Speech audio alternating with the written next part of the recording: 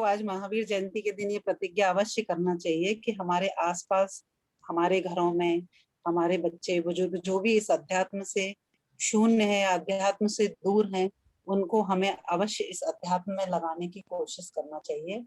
और हमारी सभी बहनों ने महावीर भगवान के जीवन पर, उनकी शिक्षाओं पर जो भी अपने विचार व्यक्त किए, वास्तव में वे बहुत अद्भुत थे।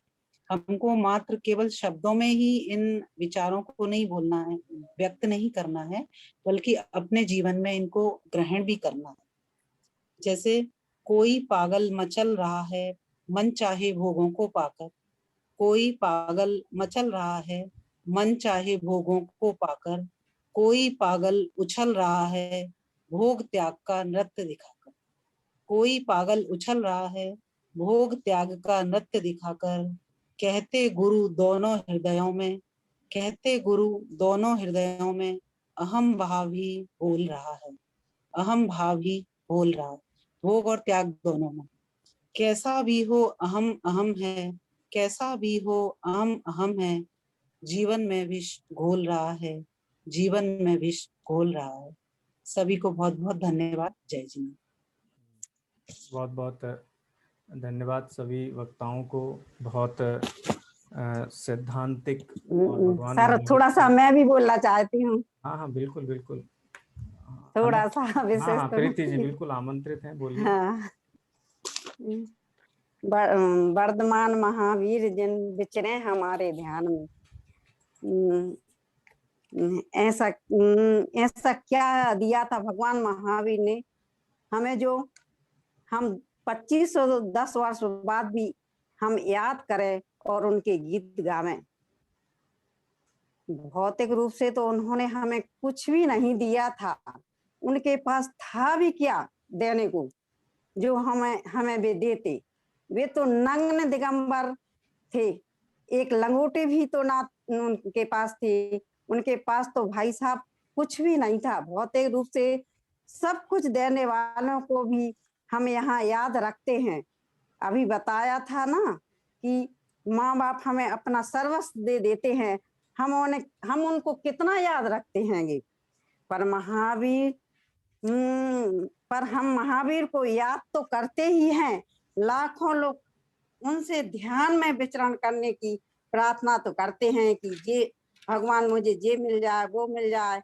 ऐसा क्या दिया उन्होंने हमें, क्योंकि वह स्वार्थी जगत है, अपने स्वार्थ के लिए उनकी याद करता है। बिना प्रयोजन तो किसी को कभी कोई याद ही नहीं करता है। उन्होंने हमें कुछ ऐसे सिद्धांत दिए, ऐसा मार्ग बताया कि जिन्हें हम अपना लेवें, जिस पर हम चलें तो आज भी सुख शांति की प्राप्ति कर सकते हैं। कुछ लोग कहते हैं कि भगवान महावीर ने रास्ता 2500 वर्ष पहले बताया था। हो सकता है कि वह उस युग में किसी काम का रहा हो, पर आज दुनिया बहुत बदल गई है। कहाँ वह बैलगाड़ी का जमाना था और कहाँ वह रॉकेट। दुनिया 2500 वर्ष पुरानी बात है, आज किस काम की है। अतः वे लोग कहते हैं कि महावीर ने क्या किया, कुछ नहीं किया। ऐसी बातें तो आउट ऑफ लगती हैं। पर ऐसे लोगों से मेरा कहना ऐसा है कि महावीर आउट ऑफ डेट नहीं है, आज भी एकदम अप टू डेट है। मेरी यह बात शायद उन लोगों को पसंद ना आए, तो ऐसे कपड़े पहनकर, ऐसे बाल कटाकर ही दुनिया दूर कर देने पर पता ही ना चले कि लड़का है या लड़की है। ऐसे ऐसे काम करते हैं, पर आत्मा की बात कोई नहीं करता है कि उनके सिद्धांतों पर कोई नहीं चलना चाहता है। पर हम कहते हैं कि ऐसे ऐसा काम करो जिससे हमारा भी भाव सुधर जाए और अपना भी भाव सुधर जाए और आगे भी सभी अच्छे उनके मार्ग पर चलकर अपना कल्याण करें। भगवान महावीर स्वामी ने ऐसे भगवान महावीर स्वामी ने शरीर और आत्मा में भिन्नता बताई है कि शरीर भिन्न है और आत्मा भिन्न है। हम भेद विज्ञान करके हम उनकी विचारों पर चलकर और हम अपना कल्याण कर सकते हैं। बस इतना ही कहना चाहती हूँ। अभी अभी हमने तैयार किया थोड़ा सा। नहीं, बहुत अच्छा बोला आपने। और आपने एक बात कही ना, भगवान महावीर ने हमको दिया क्या, उनके पास देने के लिए था क्या। एक हाँ, बहुत उनके बहुत पास बहुत था हाँ, पर बहुत महत्वपूर्ण हाँ। बात है इसमें। देखो कितना बड़ा सिद्धांत छिपा हुआ है। ये तो वस्तु का सत्य है कि कोई किसी को कुछ दे ही नहीं सकता, कोई किसी का कुछ कर ही नहीं सकता। ये वस्तु का स्वरूप होते हुए भी ऐसे कितने अपने आप को तीर्थंकर हूँ, भगवान हूँ कह करके हम तुमको ये देंगे, हम तुमको ये देंगे, हम तुम्हारा ऐसा कर देंगे, हम तुम्हारा वैसा कर देंगे, कितना बड़ा झूठ बोलते हैं। तो भगवान महावीर ने हमको वो सत्य दिया कि कोई किसी को कुछ दे नहीं सकता, कोई किसी का कुछ कर नहीं सकता। जो भी है वो हमारे स्वयं कृत जो परिणाम हैं वही हमको सुखी दुखी करते हैं। तो भगवान महावीर कहते हैं हमारा जीवन देख लो, हमको किसने क्या दिया। हमने जो किया, पूर्वा भील से जो कथा हमको मिलती है शास्त्रों में, वहां से लेकर के और सिद्ध पर्यंत अवस्था पूरी देख लो, उनको किसने क्या दिया, उनसे क्या लिया, उन्होंने किसका क्या किया, उनको किसने क्या किया। पूरा जीवन उनका ये कहता है कि प्रत्येक जीव स्वयं पुरुषार्थ करके मुक्त हो सकता है और अपना पुरुषार्थ खो करके ही संसार में घूमता है। बोलो, इस सत्य का उद्घाटन कर दिया, यही सबसे बड़ा भगवान महावीर का अवदान है। हम लेने देने का मतलब समझते क्या दे, धन दे, संपत्ति दे, जो संसार विषय सुख हो तो तीर्थंकर क्यों त्यागे, हम उनसे वो मांगते हैं जिसको वो कहते हैं कि ये है ही नहीं अपना, अपना हुआ नहीं कभी। हम कहते हैं हमको दे दो, हमको दे दो, बोलते हम इससे सुखी होते तो हम तो फिर क्यों छोड़ते इसको। ऐसी शिक्षाएं भगवान महावीर हमको दी हैं और आपने उधर इशारा किया। हालांकि औपचारिक रूप से गोष्ठी पूरी हो गई थी, लेकिन ऐसा कोई औपचारिकता हमारे बीच में है नहीं। और यहाँ से भी मेरी कक्षा की एक प्रत्यक्ष जो श्रोता ये है, तो अभी हमने थोड़ा सा अपने आप में हमें अभी लगा थोड़ा सा। आज हमने क्लास अटेंड नहीं की थी ना सर, अभी तो क्लास अटेंड की है हमने। अच्छा, कोई बात नहीं। यहाँ प्रत्यक्ष कक्षा की श्रोता है भावना जैन, वो भी भगवान महावीर के जन्म कल्याणक महोत्सव को बोलना चाहती हैं। जय जिनेन्द्र सभी को, महावीर भगवान के जन्मोत्सव की सभी को बधाई, शुभकामनाएं। भगवान महावीर नहीं, वीडियो नहीं, आप लोगों ने जैसे वीडियो बंद किया ना तो मैं क्या नहीं सकता। बोलो। भगवान 2500 साल पहले जो भगवान महावीर हुए हैं हमारे, उन्होंने उनके सिद्धांतों को हमने आगे बढ़ाया। एक और दिवस हम मनाते हैं आज के दिन, आध्यात्मिक श्री गुरुदेव श्री कांजी स्वामी, जिन्होंने श्वेतांबर मत को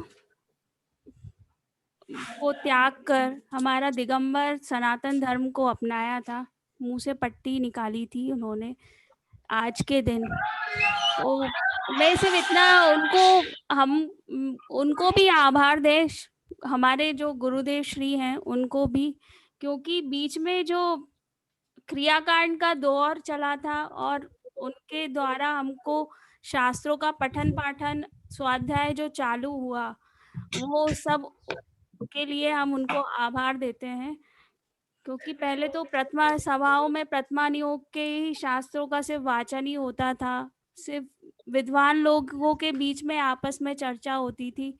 हम जो आम जो लोग हैं, जो हमारे गृहिणी हैं, ये सब हैं, ये तो पता भी नहीं था। सिर्फ स्वाध्याय के नाम पे हमको कुछ नहीं पता, सिर्फ प्रथमा नियोग की कथाएं हम लोग पढ़ते थे। तो द्रव्य नियोग जैसे शास्त्र, कर्णा नियोग के शास्त्र हमको पढ़ने का मौका मिला।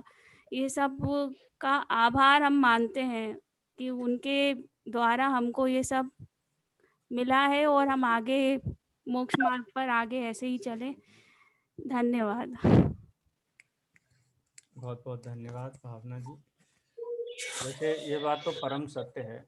हम युग पुरुष किसे कहते हैं? युग पुरुष इसलिए कहते हैं जो समाज के अंतिम व्यक्ति को भी छुए।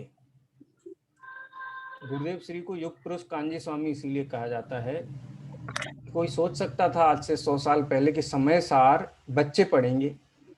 आरंभ पाठशाला में बच्चे छोटे छोटे 8-8, 9-9 साल, 10-10 साल के बच्चे पीपीटी स्लाइड्स के माध्यम से समय सार पढ़ रहे हैं सरल भाषा में। प्रज्ञा है अभय जी भाई साहब की जो सुपुत्री हैं, देवलाली अभय जी भाई साहब, वो इंग्लिश में समय सार पढ़ाती है बच्चों को।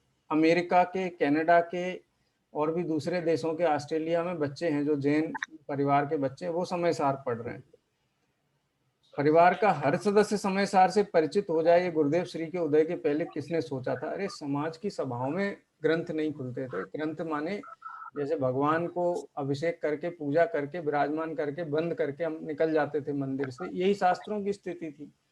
शास्त्र भी पेटी में बंद रहते थे, साल में एक बार शुक्ल पंचमी के दिन उनकी साफ सफाई करके कवर अवर चढ़ा के, वो भी दुर्लभ ही था। वो उतना ही हम देवशास्त्र गुरु का विनय और आराधना समझते थे। लेकिन युग पुरुष से कहते हैं जो युग में परिवर्तनकारी, जो लक्षित परिवर्तन है, जो हमें दिखाई दे, ऐसे परिवर्तन लेकर के आए।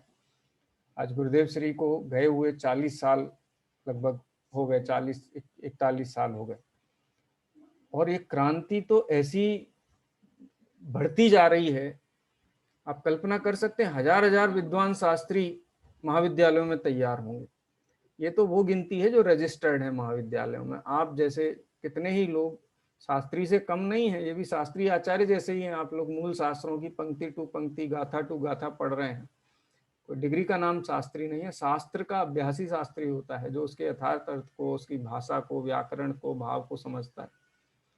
ये अद्भुत क्रांति का उदय गुरुदेव श्री के निमित्त से हुआ। यानी भगवान महावीर ने समो शरण में बैठ करके, हालांकि उनके ज्ञान में तो झलका ही था कि आज से भगवान महावीर जब केवल ज्ञान उनको हुआ 42 वर्ष की अवस्था में, ये आज से 2500 लगभग 2550 सवा 2500 साल बाद ऐसा युग आएगा कि लोग इन सिद्धांतों को वैसे ही जीवंतता के साथ अभ्यास करेंगे जैसे समो शरण में बैठ करके जीव करते हैं, आत्महित के कारण, किसी संसार शरीर विषय भोगों के लक्ष्य से नहीं, किसी ख्याति लाभ पूजा के लिए नहीं, किसी प्रदर्शन के लिए नहीं, एकमात्र आत्म कल्याण की इतनी विशुद्धि के साथ, जो विशुद्धि की कल्पना समो शरण के अंदर होती है।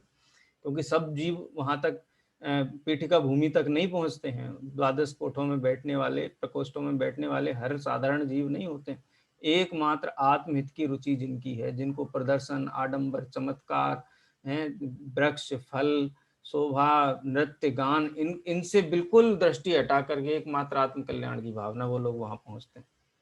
तो निश्चित रूप से गुरुदेव श्री का इसीलिए हम बहुमान है, उनका स्मरण है कि उन्होंने हमें भगवान महावीर की वाणी से मिलाया इस कलिकाल में। तो इसीलिए उनको युग पुरुष कहा जाता है। और भगवान महावीर का उपकार तो है ही, मूल उपकारक तो सर्वज्ञ देव हैं ही, तीर्थंकर देव हैं ही, लेकिन उनकी परिपाटी को चलाने वाले श्रुत केवलियों का, आचार्य कुंद आदि महान आचार्यों का, आचार्य अमृतचंद्र आदि का, जयचंद जी छावड़ा जी का, पंडित टोडरमल जी का, दौलत राम जी का, हर वो व्यक्ति जिसने हमारी वस्तु तत्व के संबंध में भ्रांति को दूर करने के लिए जो भी निमित्त भूत हुए हैं, सबको स्मरण करते हुए, सबके प्रति अत्यंत बहुमान भाव रखते हुए आज की इस गोष्ठी को ही विराम देते हैं।